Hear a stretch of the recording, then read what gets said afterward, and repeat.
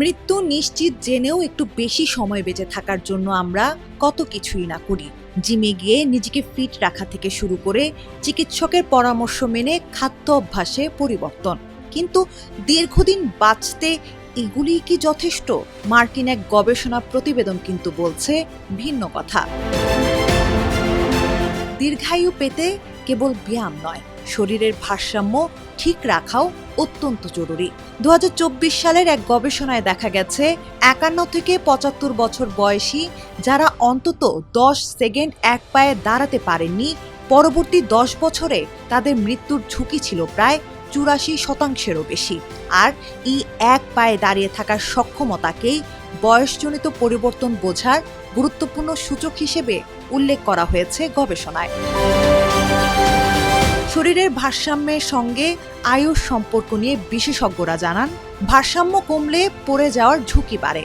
এতে আঘাতপ্রাপ্ত হয়ে চলাফেরা কমে যেতে পারে, আত্মবিশ্বাসে চির ধরে শারীরিক কর্মকাণ্ডেও স্থবিরতা আসতে পারে, শরীরে বাসা বাঁধতে পারে হৃদরোগ, ডায়াবেটিক্স ও স্থূলতার মতো দীর্ঘমেয়াদী জটিল রোগ। এমনকি সামাজিকভাবে বিচ্ছিন্ন হয়ে বিষণ্ণতা ও মানসিক সমস্যা দেখা দিতে পারে, যা একটু একটু করে আপনাকে ঠেলে দিতে পারে মৃত্যুর দুয়ারে। অবশ্য শুধু যে বয়স্কদের জন্যই শরীরের ভারসাম্য ঠিক রাখা দরকার তা নয়, তরুণদের জন্য এটি অত্যন্ত জরুরি। খেলাধুলার দক্ষতা, চোট এড়ানো এবং শরীরকে ফিট রাখতে ভারসাম্যের গুরুত্ব অপরিসীম।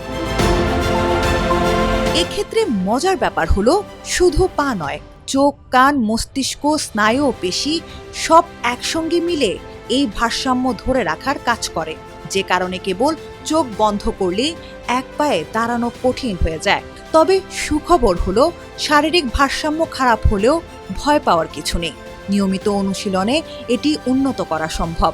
তাই আজই একবার 2 হাত ছড়িয়ে এক পায়ে দাঁড়িয়ে মিলিয়ে নিন আপনার শরীর কতটা ভারসাম্য বজায় রাখতে পারছে। ঠিক মনে না হলে অনুশীলনে জোর দিন, নয়তো আপনিও হেরে যেতে পারেন জটিল রোগের কাছে।